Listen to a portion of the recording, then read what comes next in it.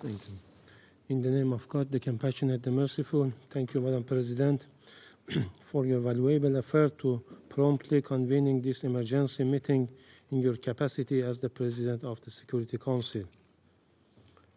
We welcome the presence of Secretary General at this meeting, and we also listen to the statement made by the ASG, Mr. Jenka. We appreciate all those members who have chosen to stand on the right side of history and thus strongly condemned the act of aggression of the United States and the Israeli regime against my country.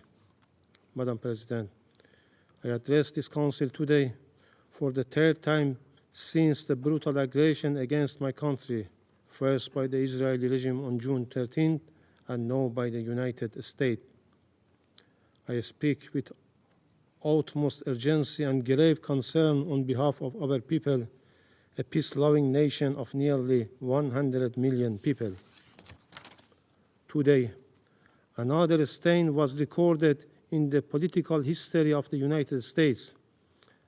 After the illegitimate Israeli regime failed to do the West's dirty work, Trump was forced in the early hours of Sunday, June 22, to personally carry out the most sordid part of this vile agenda. Once again, the internationally wanted war criminal Netanyahu succeeded in hijacking U.S. foreign policy, dragging the United States into yet another costly, baseless war.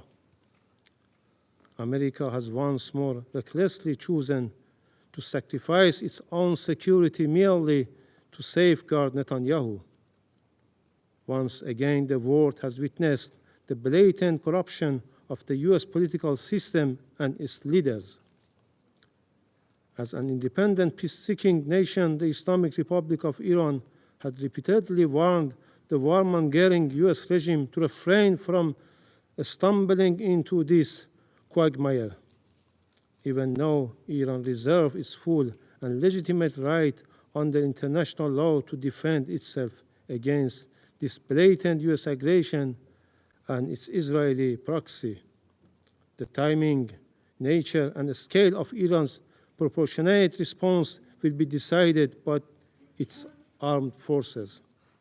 Throughout history, the resilient and united Iranian nation has withstood deeper wounded and faced more vicious enemies, and this time, too, it will show its dignity, strength, and greatness to the world. Over the past 10 days, the Israeli barbaric assault, the international bodies, including the UN Security Council and the International Atomic Energy Agency, have been provided with all the necessary information and warning. Yet, they have proven once again that the so-called 8 decades-long quest to prevent war and aggression is hollow and powerless in practice. Madam President, history will not forget these tragic days. It is profoundly heartbreaking that a peace-loving country, one of the founders of the United Nations with over 5,000 years of culture and civilization, responsible party to the UN Charter and the NPT, and non-nuclear weapon state, has been under armed attack by an illegitimate regime, no by its chief backer, the United States, but possesses thousands of nuclear warheads. The United States, a permanent member of this Council, the depositary of the NPT, and the only state that has ever used nuclear weapons, murdering millions in 2 cities, has now once again resorted to illegal force, waged a war against my country under a fabricated and absurd pretext, preventing Iran from acquiring nuclear weapons. What a bitter and tragic irony. Madam President, this U.S. and Israeli regime aggression is a clear and flagrant breach of international law.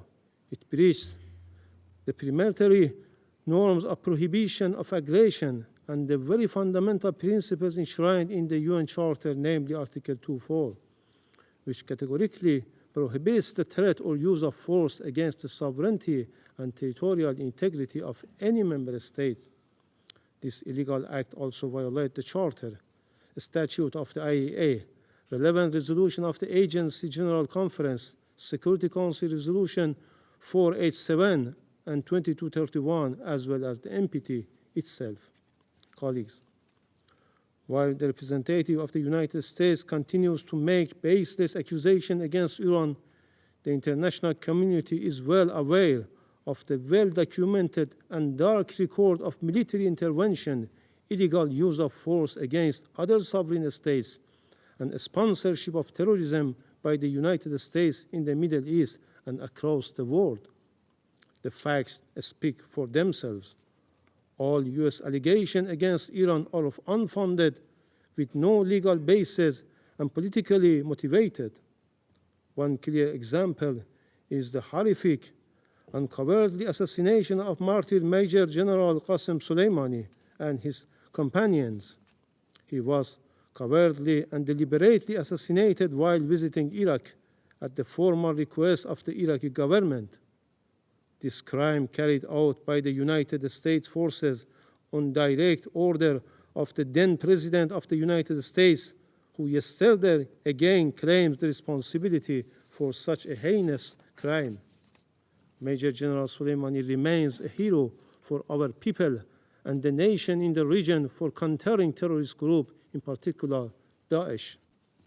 Madam President, from its illegal invasion of Iraq and Afghanistan to its catastrophic intervention to Libya, the United States had ignored the UN Charter, shattered entire societies, and destabilized the region for decades.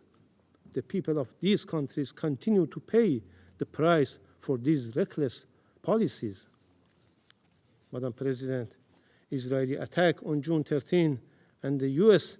aerial strike on June 21 did not occur in vacuum.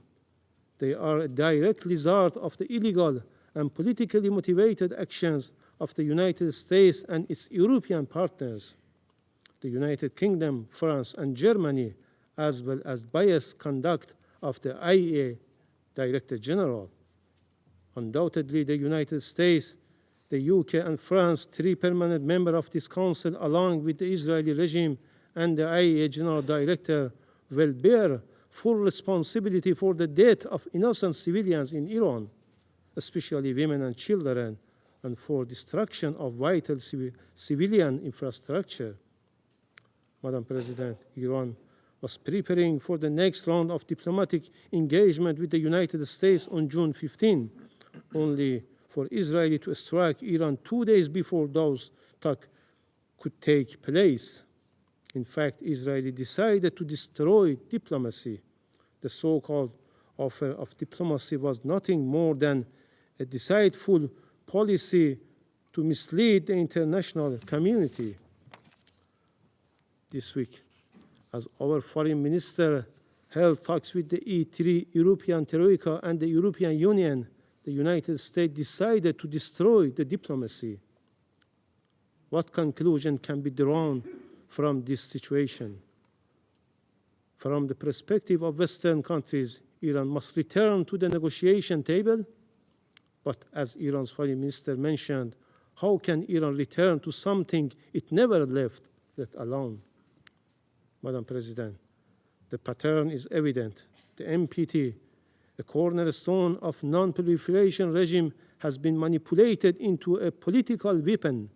Instead of guaranteeing parties legitimate right to peaceful nuclear energy, it has been exploited as a pretext for aggression and unlawful action that jeopardize the supreme interest of my country. The selective double standards behavior of IAEA board and the Security Council turning a blind eye to Israeli past attack on Iraq's Osirak reactor. It assaults on Iran nuclear sites under IAEA safeguards, and its ongoing aggression is a moral, political, and legal disgrace. This shame will forever tarnish the credibility of these international bodies. With such blatant bias, there is no assurance that the other NPT member will not face similar aggression. Madam President, for more than 2 decades, Israeli, an outlaw nuclear-armed regime that refused to join the NPT despite Security Council Resolution 487, has promoted the deceitful and false narrative that Iran is on the cusp of acquiring a nuclear weapon, while there has not been even one shred of evidence to substantiate such baseless allegation. Iran's consistent diplomatic engagement made in good faith, leading to the JCPOA and its full compliance with the commitment therein with the UN Security Council Resolution 2231, demonstrate the very peaceful nature of its nuclear program. Madam President, Iran is acting within its inherent unlawful right of self-defense under Article 51 of the UN Charter. We will take all measures deemed necessary at our disposal to protect our people, our sovereignty, territorial integrity, national and vital interests, and our peaceful nuclear program in accordance with international law. Once again, I would like to remind this esteemed body of its legal and moral obligation. If this Council and the United Nations built to maintain international peace and security fail to act at this decisive moment, they will forever lose their credibility and relevance. Israel and the United States are the chief culprits for eroding the rule of law, undermining international law, the IAEA statute, and the non-proliferation regime. However, the silence, double standards, and complicity of international organizations and some Western countries, including France and the UK, are equally reprehensible. The UN Security Council should immediately act under Chapter 7 of the United Nations Charter to redress such injustice and gross violation by strongly condemning the blatant aggression, violation, and heinous crimes committed against the Islamic Republic of Iran, adopting effective enforcement action against the aggressor, hold the United States and Israeli regime fully accountable, place the Israeli nuclear facilities under agency safeguard. This is a historic test for this Council, for the United Nations as a whole. Every state and every responsible actor must rise to this occasion and condemn without ambiguity. These blatant crimes, failure to do so will lead to the gradual decline of the very aspiration of the non-proliferation regime and normalize a dangerous precedent when might, our rights, right, and where the fundamental principles of the UN Charter are trampled without consequences. Madam President, distinguished colleagues, we stand at the crossroads. Let us be the moment we put an end to impunity, the moment we uphold the principles on which this Council was founded. This Council must act decisively. Silence will be complicity in these crimes. If this Council fails to act and condemn this blatant aggression, the stain of complicity will forever remain on its conscience as it does with Gaza. I thank you.